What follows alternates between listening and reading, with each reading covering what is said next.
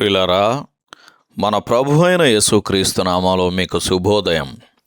ప్రతిదినం ప్రభుతో అనుదిన ఆత్మీయ ఆహారం. ఆగస్టు 23.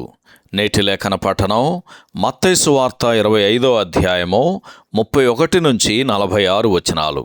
నేటి ధ్యాన లేఖనం మత్తయి సువార్త 25వ అధ్యాయము 31, 32 వచనాలు. తన మహిమతో మనుష్య కుమారుడును ఆయనతో కూడా సమస్త దూతలను వచ్చినప్పుడు ఆయన తన మహిమగల సింహాసనం మీద ఆసీనుడై ఉండును. అప్పుడు సమస్త జనములు ఆయన ఎదుట పోగు చేయబడుదురు.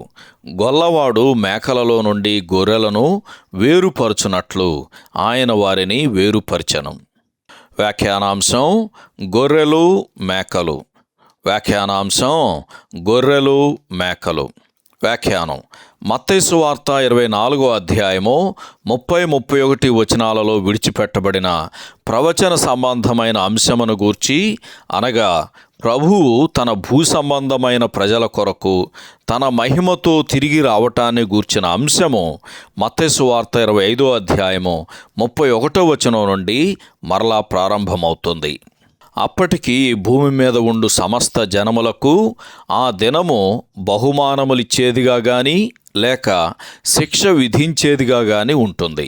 మత్తయి సువార్త 25వ అధ్యాయము 32వ వచనం చదవండి. వారిని వేరుపరిచే విషయమేమంటే, రాజు యొక్క రాయబారులు రాజ్య సువార్తను ప్రకటించుచుండగా వారిని చేర్చుకున్న విధానం మీద ఆధారపడి ఉంటుంది. ఆయన నా సహోదరులని అంటున్నాడు, అంటే ఇక్కడ యూదులని అర్థం. మత్తయి సువార్త 25వ అధ్యాయము 40వ వచనం చదవండి. రాజ్య సువార్తను గురించి మత్తయి సువార్త 24వ అధ్యాయము 14వ వచనం చదవండి.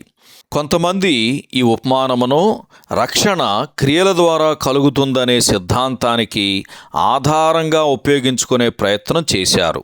కానీ మనమిక్కడ సంఘకాలమునకు, ఇంకా ఖచ్చితంగా చెప్పాలంటే క్రైస్తవ విశ్వాసమునకు ఆవలి కాలములో ఉన్నామనేది స్పష్టంగా కనబడుతుంది.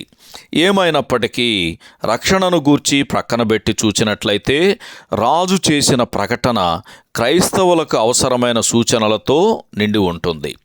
ఒకవేళ నేడు మన ప్రభు అయిన యేసు ఈ భూమి మీద ఉండి ఉంటే ఆయనను ఎంత సిద్ధ మనసుతో చేర్చుకొని ఆయనకు పరిచర్య చేసి ఉండేవారము.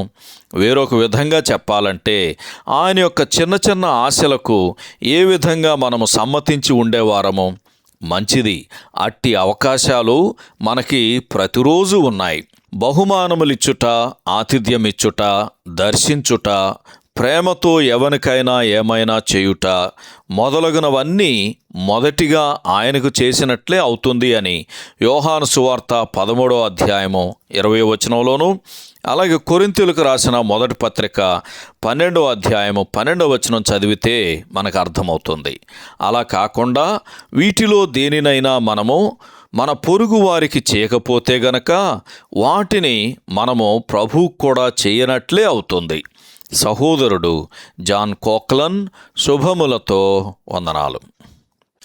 ఈ సందేశాలకు సంబంధించి కానీ బైబిల్కు సంబంధించి కానీ మీకేమైనా ప్రశ్నలు ఉంటే ఈ క్రింది నంబరుకు వాట్సాప్ ద్వారా పంపించండి. మీ ఆత్మీయ క్షేమాభివృద్ధి కోసం అనుభవజ్ఞుల ద్వారా జవాబులు అందించబడతాయి.